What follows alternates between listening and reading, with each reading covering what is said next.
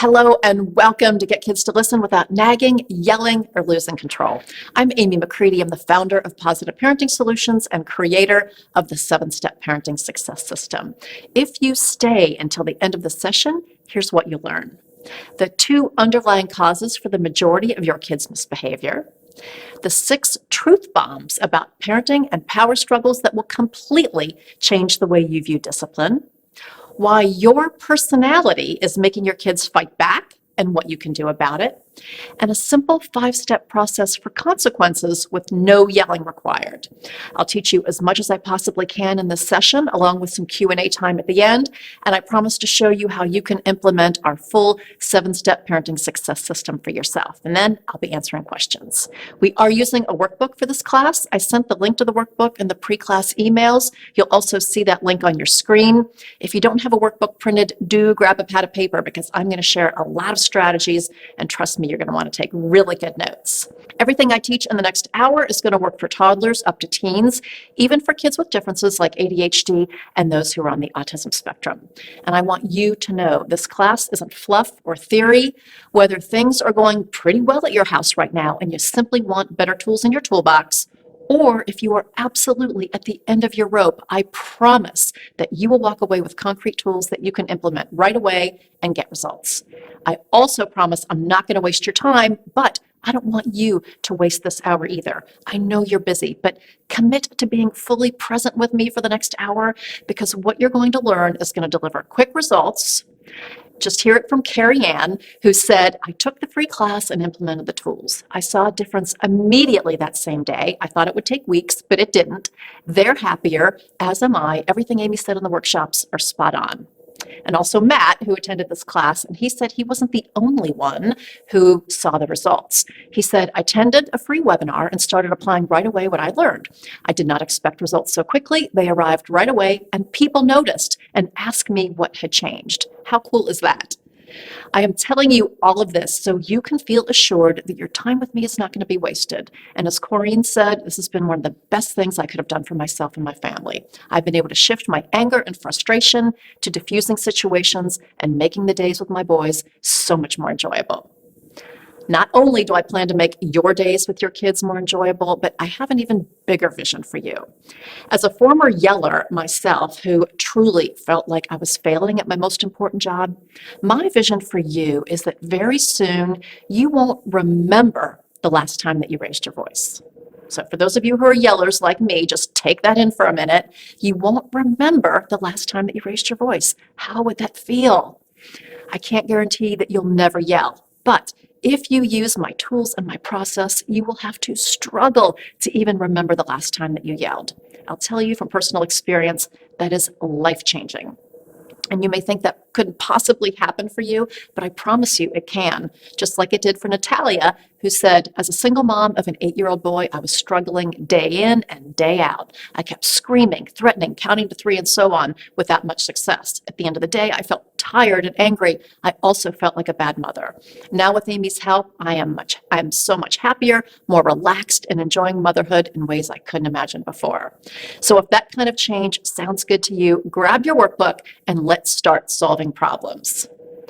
So to begin that process, take a moment and write down in your workbook the top 3 behavior issues you're struggling with or the problems that you want to solve so we can work on those. And please get really specific. So if your frustrating behavior is not listening, that's too broad. So drill down one more level and get specific on what they're not listening about. So maybe it's backtalk or sibling fighting or doing homework or technology. Get specific about the actual problem area so we can work on strategies to solve those issues.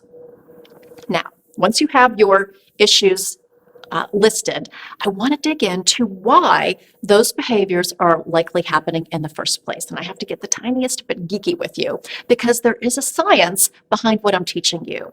The why behind these behaviors comes from the science of Adlerian psychology and the principles of positive discipline. So according to Adlerian psychology, behavior is not random. There's always a reason for the behavior. Now, we all know that human beings, including our littlest humans, have basic hardwired needs. Their most basic needs, of course, are for food and water, shelter, and safety. But once these basic survival needs are met, they also have hardwired emotional needs. To simplify these emotional needs for this session, let's think of your kids as having an attention bucket and a power bucket. Every day, your child must have a sufficient dose of positive attention in her bucket and a sufficient dose of positive power. These needs are part of their hardwiring, they're non-negotiable, and if those needs for attention and power aren't met in positive ways, kids have to figure out some way to have those needs met. Now, here's the really tricky part for parents. Let's take the attention bucket as an example. Sometimes we think we're giving our kids plenty of attention. I mean, like we're with them most of the time, right? But our kids may have a different perspective on that. And they won't come to you and say, hey, Dad, hey, Mom, I know we spend time together in the same room and all, but I don't feel like you're really present with me. In fact, I feel like a lot of that time you're multitasking on your phone or on your computer. And to be honest, my attention bucket is getting pretty depleted. So what I need from you is A, B, and C. Right? They don't do that. They don't even realize that's what they need. Instead, they may start the whining or clinging to get our attention. And as frustrating as that is to us, it's perfectly reasonable from the child's perspective because she's learned through trial and error that when she whines, we stop everything. We give our complete attention and say, now use your big girl voice, or we pick her up, or sometimes because we can't take it 1 minute longer, we give in to whatever she was whining about. So she has learned that whining gets our attention. It's not the positive attention and emotional connection she really wanted, but it was a hit of attention, and that is reinforcing enough for her to continue that behavior in the future. It's not her fault. She didn't do it on purpose. But can you see how this quickly turns into an ongoing cycle of behavior? And that leads me to the first truth bomb of parenting that I promised, and that is that kids only continue the behaviors that work for them. So if the behavior works to get that hit of attention, even if it's negative attention, you can be sure that they'll use it again. Now, take a look at the behaviors on your list. How might they be working for your child? If you have sibling fighting on your list, that can be a big time attention-seeking behavior because when your kids start fighting, right, we usually stop whatever we're doing to go and find out who did what to whom, right? Or what about bedtime dawdling? Do your kids drag out the bedtime routine forever? Another kiss, another story, another drink of water.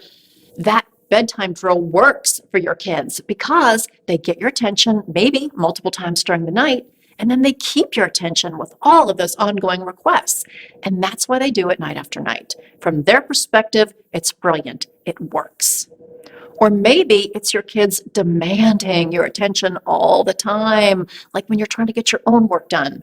Or maybe it's them acting helpless when you know they're perfectly capable. These are all attention-seeking behaviors.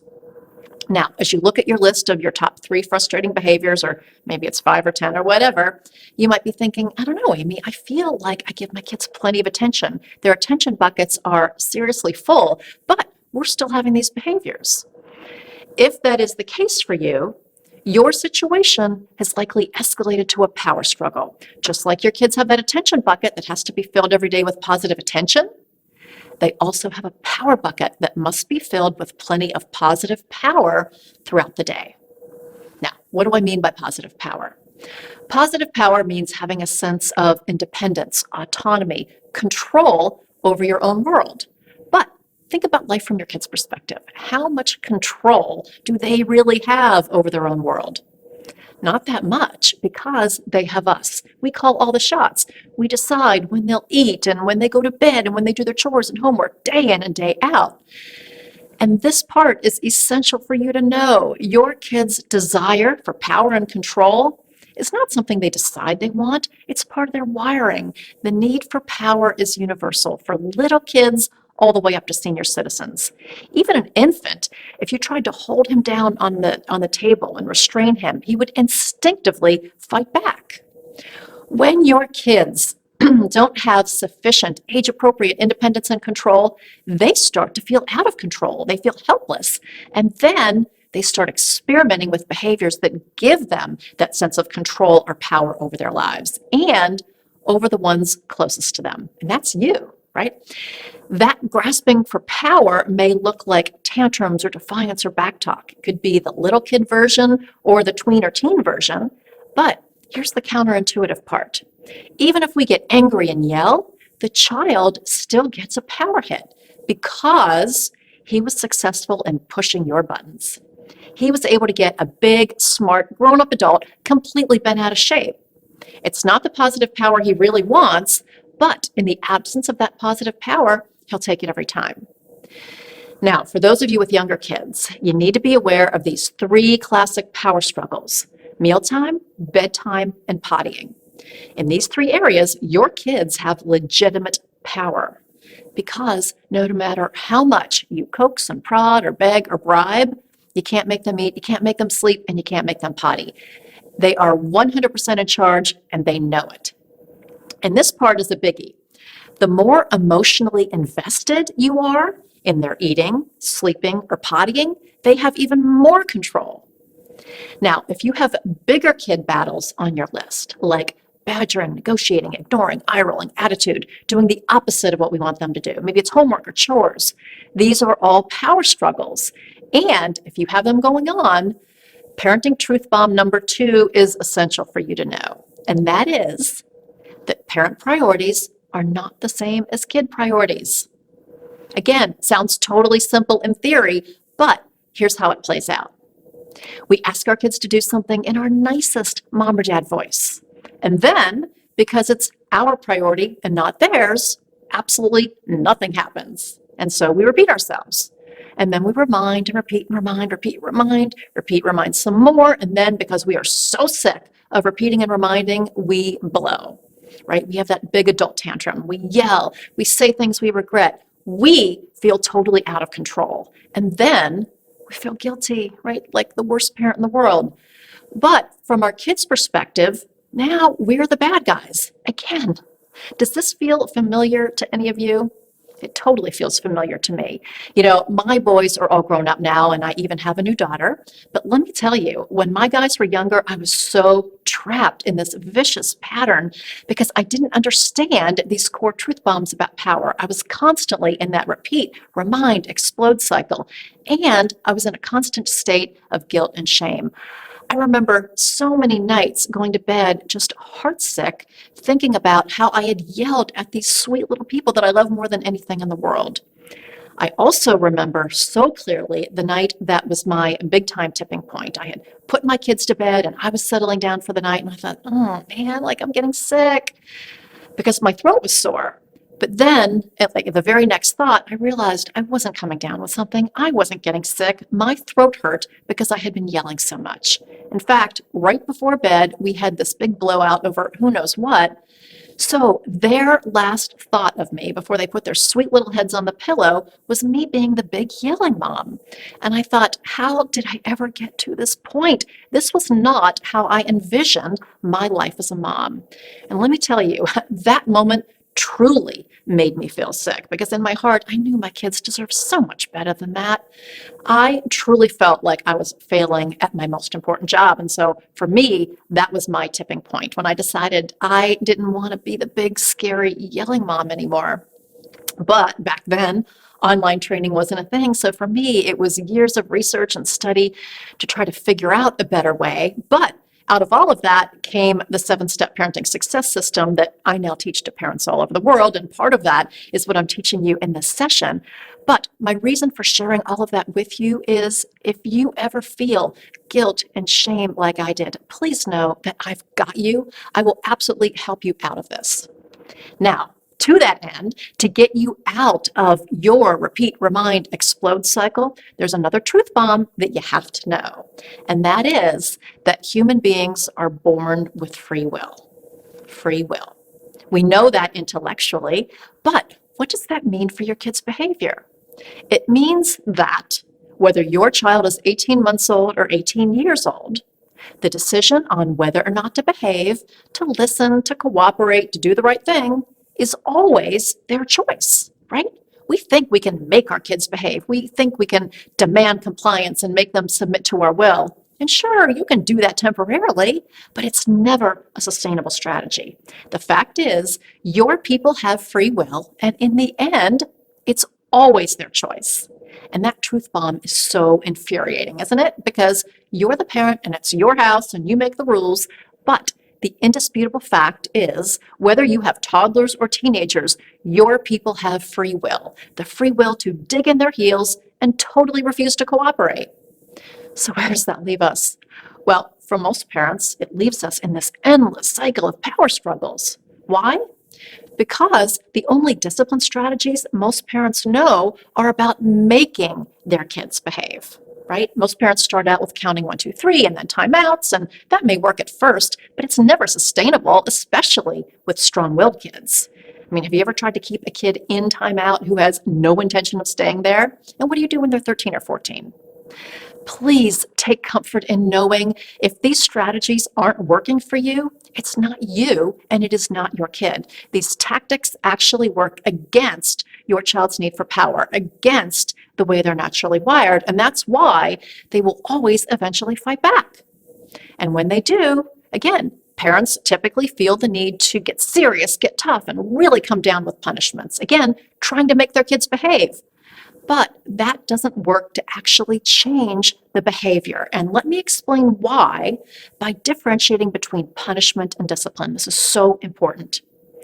From a positive discipline perspective, punishment is defined as any tactic that causes the child to feel blame, shame, or pain.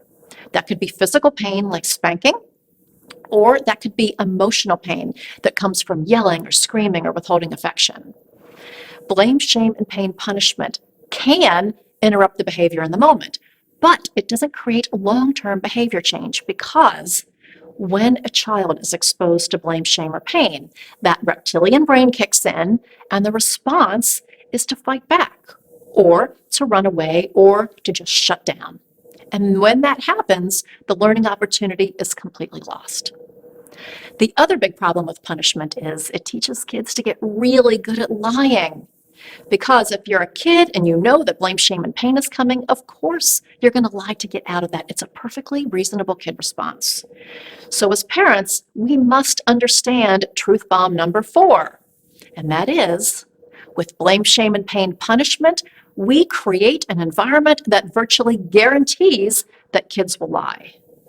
Discipline, on the other hand, doesn't depend on fear or shame. In fact, the word discipline comes from the Latin root discipulus or disciple, which means a pupil or learner. Discipline teaches kids to make better choices in the future rather than inflicting blame, shame, and pain for mistakes they made in the past. Jane Nelson, who is the co-author of the Positive Discipline series, I think says it the best. Where did we ever get the crazy idea that in order to make children do better, first we have to make them feel worse? No. Kids do better when we use strategies that give them the power they need within the limits that you feel good about. Now let's all do just a quick gut check here, okay? If you have used blame, shame, and punishment in the past, I do not want you to waste 1 minute feeling guilty about that. All right, back then, you didn't have the tools that you needed. Moving forward, you're going to have the tools and a system to bring out the behavior that you know your kids are capable of. All right, up next, let's talk about personality because it plays a big role in your kids' behavior. Now, you may have a strong-willed child or maybe a laid-back child, and their personalities and their temperaments certainly play a role in their behavior. However, that's not the full story. In fact, our personalities play a huge role in our kids' behavior. Our personalities may actually cause our kids to fight back. One of our most popular trainings is our Parent Personality Assessment, which identifies your parenting personality type and, more importantly, how your personality triggers certain behaviors in your kids. So as an example, when I go through the assessment, my personality is off the charts controlling. So I naturally invite power struggles from my kids. The more I want things done my way or the highway, the more ordering, correcting, and directing I do, their natural reaction is to push back. It's an instinctual fight or flight response. But kids can't easily flee, right? So they have no choice but to fight back. Again, it's just the way humans are wired. Now, unfortunately, I don't have time to teach the whole parent personality assessment here in this session, but off the top of your head, think about your personality and make a few notes in your workbook about which aspects of your personality may invite certain behaviors from your kids. Do you invite power struggles like I do? Maybe it's helplessness. And if there are two parents in your home, which aspects of your partner's personality trigger certain behaviors from your kids? And as you think about these triggers, it leads us right into truth bomb number 5, which is misbehavior is never just a kid problem. Right? We think we have to fix our kids' behavior, but the truth is we play an equal role in their misbehavior. And that's actually really exciting because if we can just stop doing the things that trigger our kids, we're 50% of the way to solving the power struggles, which is actually pretty cool. Now, if you are interested in taking the parent personality assessment for yourself, I'll share how you can get access to that at the end of this class. All right, we've covered a lot of ground with these parenting truth bombs. The first 3 truth bombs help us understand that if your old command and control, make your kids behave tactics aren't working, it's not you and it's not your kids. These strategies are fundamentally flawed because they work against the way your kids are naturally wired, and they make your kids want to fight back. And then truth bombs 4 and 5 remind us that we're playing the long game of parenting. Right? Of course, we want kids to behave in the moment, but the parenting decisions that you're making right now determine whether your kids will simply respond whack-a-mole style to threats and punishments, or will they develop their own internal compass for doing the right thing because it's the right thing. My mission is to make sure you have an entire toolbox of strategies for the long game of My mission is to make sure you have an entire toolbox of strategies for the long game of raising respectful, responsible, capable people. And the next tool is going to help you do just that. It's my no guilt, no yelling formula for consequences. This formula comes from step 3 of our 7-step parenting success system, and it's just one of the 36 tools in our toolbox. I've taught this formula to more than 1 million parents just like you all over the world. I've taught it on the Today Show so many times and on loads of other national media outlets. This tool is battle tested and it is going to work for you. Now, the formula that you will learn is appropriate for kids around the age of 2.5 all the way up to teens, including kids with differences. Your kids have to be verbal enough to go through this process that I'm going to explain, and they have to understand basic cause and effect. If your kids are younger than that, there are different tools from our 7-step system that we would use. Now, I'm going to explain this formula using the 5 R's because that makes it easy for you and your kids to remember. After I explain the 5 R's, I'll give you an exact script that you can use in the heat of the moment. Now, the first of the 5 R's is that the consequence must be respectful. That means it wouldn't involve any blame, shame, or pain for the child. So that means we have to deal with consequences in a calm and respectful way, which right now sounds perfectly civilized. But in the heat of the moment, when you're angry and frustrated, it is hard to keep a calm and respectful voice. So here's my pro tip for you. If you can't address your child's behavior in a calm and respectful way, please don't deal with it in that moment because 99% of stuff does not have to be dealt with in that moment. You can always wait 10 or 15 minutes, even if the child has moved on to something else. You can say, sweetie, let's talk about what happened a little while ago with your brother and the Legos. You can always bring the child back to it. Now, on the flip side, if you try to deal with it when you're angry and frustrated and you're talking through gritted teeth, her reptilian brain is going to kick in and she will shut down for sure. And then whatever lesson you're trying to teach is definitely not getting through, right? Now, if someone is getting hurt or damaging property, of course, you're going to have to step in and calm the situation, but we will wait to discuss the behavior until you can do it in a calm and respectful way. Now, for the second R, I encourage you to circle this one in your workbook, put big stars around it, because it's the one that parents almost always miss. And that is that the consequence must be related to the misbehavior, because we want an actual learning event to take place here, right? And that's much more likely to happen if it's related, if it's connected in their minds. As an example, the related consequence for not wearing a bike helmet is she doesn't get to ride her bike. It's connected. It totally makes sense. The related consequence for refusing to brush your teeth is you don't get to have sweets or goldfish or Gatorade or ice cream or anything else that might turn to sugar on your teeth. Because here's the reality. I can't force him to brush his teeth, at least not without a power struggle. Now, I could put him in a headlock and just force that toothbrush in his mouth, but that's not going to end well for either one of us, right? So, buddy, it's up to you. If you choose to not brush your teeth, that's fine. However, we're going to have to change your diet, and anything that turns to sugar on your teeth is going to be off limits. So we put the control, the power, in the child's hands. And after a day or two of strictly vegetables and protein, he will be brushing his teeth without a battle. Not that there's anything wrong with vegetables and protein, but I'm just telling you, it totally works. Now, for older kids, if you miss curfew, then you don't get to go out with your friends the following weekend. And if you don't turn off the device when I ask, you're going to lose your game privileges. It's connected. It makes sense. Now, let's say they didn't turn off the device when I asked, and I said, okay, that's it. You are not going to the birthday party. How do you think your kids would react?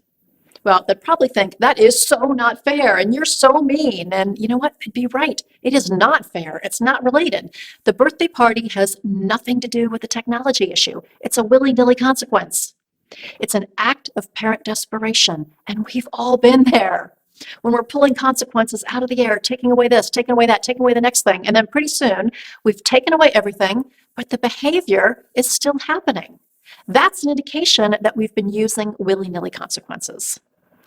Please write this down about consequences. Your kids don't have to like the consequence, but it must feel fair. If it's unrelated, if it's willy-nilly, then the anger gets turned on you. You're the bad guy. And at that point, your child is not taking personal responsibility for her behavior. She's not owning it. It's all about how mean you are. And that allows her to feel perfectly justified in her behavior and her attitude. Bottom line here is that for a consequence to be effective, it must be related to the misbehavior. Now, my friends, if you are having an all-out panic attack because you can't think of a related consequence for a particular behavior, please do not stress about that. There is a solution for when you can't find a related consequence, and we'll talk about that a bit later. But for now, take a deep breath, let that anxiety go, and just stay with me in this process. Remember, I've got you on this. All right. After respectful and related, the third R is the consequence must be reasonable in duration. Remember, we're not trying to make our kids suffer or pay for their mistakes. That would be blame, shame, and pain. Our goal is to help them learn. So our consequence only has to be reasonable to be effective. As an example, a 4-year-old who's throwing puzzle pieces around the room and she knows that's not okay. It would be reasonable to pack away the puzzle for the rest of the day and let her try again tomorrow. For a 14-year-old who's texting at the dinner table and she knows your family rules for technology, it would be reasonable for her to lose her phone privileges for a week. Just keep it reasonable based on the child's age and development. And keep in mind, if consequences aren't working, don't arbitrarily make them longer or more severe. If the consequence isn't working, that tells you that the consequence probably wasn't structured correctly in the first place, or there are other tools from our toolbox that would be more appropriate for that situation. All right, next, after respectful, related to the misbehavior, reasonable in duration, the fourth R is another make or break R, and that is that the consequence must be revealed in advance. Revealed so your child has the power to make a choice between the appropriate behavior and the consequence. When she knows ahead of time what you expect and exactly what the possible consequence would be, then she has the power to determine how things work out for her.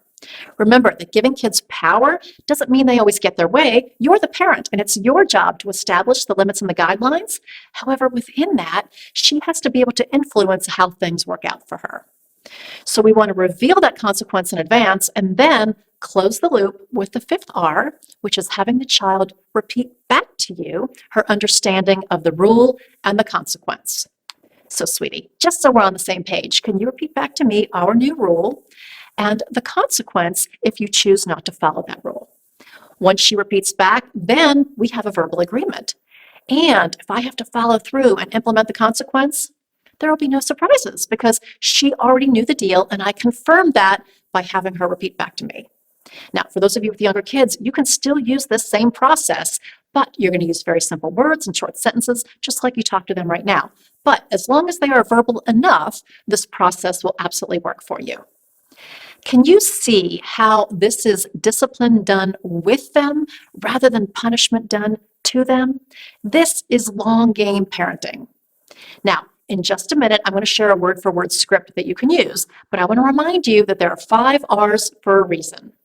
Consequences must be respectful, related to the misbehavior, reasonable in duration, revealed in advance, and repeated back to you. If you are missing any one of those 5 R's, it will feel like blame, shame, and pain punishment to your kids. And when that happens, the anger gets turned on you and your kids will not be taking personal responsibility. All right, up next, I want to give you a script for revealing consequences so you know exactly what to say and do in the heat of the moment. Let's use technology as our example because it's a big issue for little kids who always want to play on dad's phone up through teenagers with their gaming and computer time. If technology is not your issue, you can substitute the relevant topic at your house, but the key thing about revealing consequences is you have to be in the proper state of mind when you and everyone else is calm, not in the heat of the moment when you're annoyed and frustrated. Otherwise, it's going to turn into a power struggle. Instead, we're going to have a chat one night after dinner when everyone is in a good and happy place, and the script would go something like this. I'll start by calmly stating what I'm concerned about or what the problem is. So I would say, I've noticed we've been having some issues lately with technology. It seems like when I ask you guys to turn off the tablet or the game, either you ignore my request altogether or there's a lot of grumbling and groaning. And of course, that's not okay because aside from doing schoolwork, using technology for fun is a privilege, and there are responsibilities that go along with that. Now, notice I'm very calm. I actually have a smile on my face. We're just having a little training time here. And I started that conversation with, I've noticed that we've been having some issues with video games. It's very disarming. I didn't say, you always ignore me, you never listen to me. If I had gone down that path, we'd have a power struggle, right? Because they would have gotten defensive. With your kids or with your partner, use I've noticed because that gets us into a problem-solving state of mind. Next, once you let them know your concern, then state the expected behavior and be crystal clear about that. So guys, in the future, when I ask you to turn off a game or shut down the technology, I expect that you're going to turn it off and without any grumbling and groaning. Now, I'll give you a 5-minute warning because I know you want to save your game and you may want to set a timer so you know when 5 minutes is up, but I'm not going to remind you, I'm not going to give you second chances. It's up to you to remember to turn it off. Okay, parents, what do you think? Does that feel reasonable for the privilege of having video games or technology? I think it totally is, right? And remember this, your kids may need computer access for homework, but recreational computer and tablet time, video games, mobile phones, even old school television, those are all privileges and not rights. So we need to be crystal clear about the expectations. If your kids aren't mature enough or they're not willing to follow the boundaries that you've put in place, then we know it's time to make some changes in terms of responsibility and accountability, right? This is something I help parents with all the time for little kids all the way up to teens. All right, let's get back to our script. I've let them know exactly what I expect in the future, but I want to cover my bases and reveal the consequences. So I would say something like, now, I'm sure we're not going to have any issues with this, but if I ask you to turn off the device and you ignore my request, or there's any grumbling or groaning or begging, please, Mom, just 5 more minutes. If there's any of that, you will lose your recreational technology privileges for the next week. All right, so let's stop here. Where are we at this point? Well, he's now fully informed, right? But I don't want to stop there. I want to close the loop by having the child repeat back. So just so we're on the same page, can you repeat back to me our new rule for technology and the consequence if you choose not to follow that rule? Once the child repeats back, again, we have that verbal agreement, everybody's on the same page. And if I have to follow through, there will be no surprises. Now, let me ask you, at this point, who decides if the child gets to keep the video privileges? What do you think? If you're saying the child will decide, you are absolutely right. right? If she turns off the game with any grumbling or groaning or begging for 5 more minutes, then everybody's good and she gets to keep her privileges. If not, well, then she has made that choice. It's not something you've done to her, it's a choice that she made. Again, if I have to follow through, she can't be mad at me, she can only be mad at herself. Now, we both know that she's probably going to be mad at me, but I'm just going to let that go in one ear and out the other, right? That may happen as you start this process, but you know you've done the groundwork with the 5 R's. So again, let any fussing, complaining go in one ear, out the other, and trust me, after using this process 1 or 2 times, your kids will very quickly get the message that you mean what you say. Again, this is discipline done with them rather than punishment done to them. This is personal responsibility in the making. All right, let's talk about a couple of what if scenarios because I want you to be prepared for anything that might come up. What if my child makes a poor choice? Let's say you revealed the consequences in advance. He repeated back, but then he still makes a poor choice. What will you do? Well, first, expect that that's going to happen because they're kids, they're learning, and they will make mistakes. And when they do, you will keep your promise and you'll follow through and implement the consequence. But the way you follow through makes all the difference and whether or not you have a power struggle. So when you follow through, we have to avoid the I told you soing, which sounds like this. Well, young man, you knew our rule for technology. You knew that if you didn't turn it off when I asked, you were going to lose your privileges. So don't get mad at me. You did this to yourself. Can you hear that I told you soing? How does that make you feel? Well, it makes you feel mad at me, right? And that's what happens with our kids. That I told you soing adds a big heap of blame, shame, and pain, and it ruins a perfectly good consequence. And then guess who the bad guy is, right? Have you ever done that I told you soing with your kids? I think we all have, because you know what? You did tell them, and you're trying to drive that point home. But all it does is turn the anger on you. That leaves your child feeling perfectly justified in his behavior. So, as hard as it is, we're going to zip our lips on the I told you so's and implement the consequence with respect and dignity. All you have to say is, gosh, I see you chose to lose your tablet privileges, but I have confidence you'll make a better choice next time. Doesn't that sound so much better? I see you chose to lose your tablet privileges because he did know the rules in advance. He did make that choice. But you know what, sweetie? This is a learning opportunity, and I have confidence you'll make a better choice next time. Is he happy about the fact that he lost his technology privileges? No, of course not. But he doesn't have to feel like the stupidest kid on the planet. He messed up. Let him own that with dignity and learn from it, and then make a better choice next time. And make note of the second half of that statement that I said. I have confidence you'll make a better choice next time. That allows the child to save face, meaning she can avoid feeling humiliated and embarrassed, and she can recover with dignity and respect. That's how we create a learning opportunity. Anytime we want someone to change their behavior, whether it's your child or your partner or a coworker, we have to allow them to save face so they can feel valued and respected, and then you can work on remedying the situation. All right, here's another what if that always comes up. What if I can't think of a good consequence? All right, I encourage you to write this down. If you can't think of a consequence that meets all 5 R's, that is your big red flag. The consequences are not the right tool, right? Think about those 5 R's for a minute. Respectful, related to the misbehavior, reasonable in duration, revealed in advance, and repeated back to you. Of those 5 R's, which is the hardest one to come up with? Related, right? Related to the misbehavior. Well, here's the thing. The 5 R's formula works like magic for circumstances when there is a clear and obviously related consequence, like our technology example. If he can't respect the family rules for technology, then the technology goes away for the agreed upon time. There's a direct and obvious correlation. So back to the question, what if I can't think of an obviously related consequence? Well, that means there is another tool or a series of tools that would be more effective. So even though I've given you every step that you need to create an effective consequence, we only use consequences when it's the right tool to use. And this may surprise you, but we should use consequences no more than 10 to 15% of the time. Any more than that, power struggles will increase, you'll be the bad guy, and you will be right back in that vicious cycle of reminding, yelling, and losing control. The truth bomb here is you can't consequence your way to better behavior because consequences won't work for the more challenging power struggles like backtalk, bedtime battles, tantrums, homework, chore wars, morning to huddling, sibling fighting, and so many others because these big ticket power struggles actually require a series of tools and a step-by-step action plan.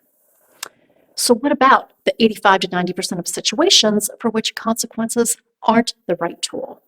Well, just like you need more than a hammer to build a house, you need more than consequences to bring out the kind of behavior you know your kids are capable of.